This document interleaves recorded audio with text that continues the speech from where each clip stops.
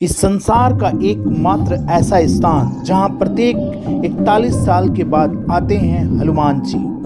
श्रीलंका के जंगलों में एक आदिवासी समूह से हनुमान जी प्रत्येक 41 साल बाद मिलने आते हैं। इस आदिवासी समाज का नाम मातंगी आदिवासी है। ये आदिवासी समाज श्रीलंका के जंगलों में एक कबीलाई समूह में रहते हैं जो कि पूर्णतः बाहरी समाज से कटे हुए हैं। इनका रहन सहन और पहनावा भी अलग है। इनकी भाषा भी प्रचलित भाषा से अलग है। ऐसा कहा जाता है कि मातंगी आदिवासी समुदाय हनुमान जी की सेवा किए थे। जब प्रभु श्री राम ने अपना मानव जीवन पूरा करके जल समाधि ले लिए थे, तब हनुमान जी पुनः अयोध्या छोड़कर जंगलों में रहने चले गए थे। किष्किंधा आदि जगह होते हुए वे लंका के जंगलों में भ्रमण करते हुए पहुंच गए थे। उस वक्त वहां विभीषण का राज था। विभीषण को भी चिरंजीवी होने का वरदान प्राप्त था। हनुमान जी कुछ दिन श्रीलंका के जंगलों में गुजारते हुए वहां से प्रभु श्री राम का ध्यान किया करते थे। उस दौरान पिदुर पर्वत पर रहने वाले कुछ मातंगी आदिवासी उनकी खूब सेवा की। उनकी सेवा से प्रसन्न होकर हनुमान जी ने उनको वचन दिया था कि प्रत्येक 41 साल बाद वे उन लोगों से मिलने अवश्य आएंगे। इसी कारण से हनुमान जी आज भी इस वचन का पालन इन आदिवासियों से मिलने के लिए करते हैं। सेतु एशियाई नाम के इस आध्यात्मिक संगठन का केंद्र कोलंबो में है, जबकि इसका साधना केंद्र पिदुरथाला गाला पर्वत की तलहटी में स्थित एक छोटे से गांव नुवारा में है। इस संगठन का उद्देश्य मानव जाति को फिर से हनुमान जी से जोड़ना है। सेतु नामक इस आध्यात्मिक संगठन का यह कहना है कि भगवान श्री हनुमान जी 27 मई 2014 को इन लोगों से मिलने आए थे और अगली बार वह 2055 में फिर उनसे मिलने 41 साल बाद फिर आएंगे। इस कबीलाई या आदिवासी समूह को मातंग लोगों का समाज कहा जाता है। जैसा कि हम सभी जानते हैं कि कर्नाटक में पंपा सरोवर के पास मातंग ऋषि का आश्रम है, जहां हनुमान जी का जन्म हुआ था।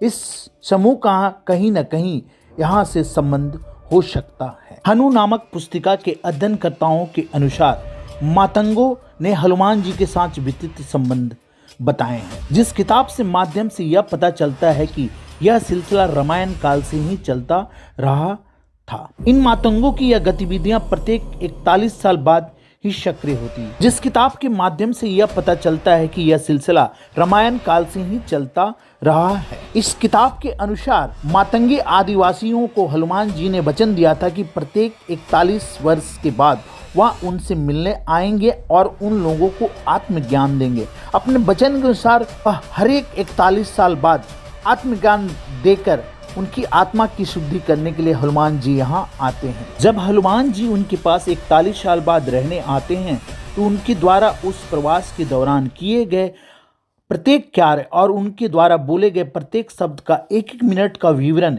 इन आदिवासियों के मुखिया बाबा मातंग अपनी हनु पुस्तिका में नोट करते हैं। 2014 के प्रवास के दौरान हनुमान जी द्वारा जंगल वासियों के साथ की गई सभी लीलाओं का विवरण भी इसी पुस्तिका में नोट किया गया है।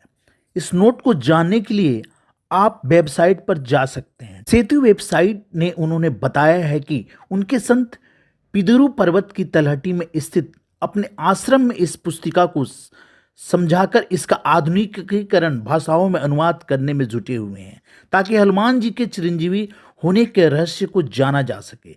लेकिन इन आदिवासियों की भाषा पेचीदा और हनुमान जी की लीलाएं उससे भी पेचीदी होने के कारण इस पुस्तिका को समझने में अभी काफी समय लग रहा है। मातंगी आदिवासियों का ऐसा दावा है कि उनके पास एक ऐसा रहस्यमय मंत्र है जिसकी जाप करने से हनुमान जी सूक्ष्म रूप से वहां प्रकट हो जाते हैं।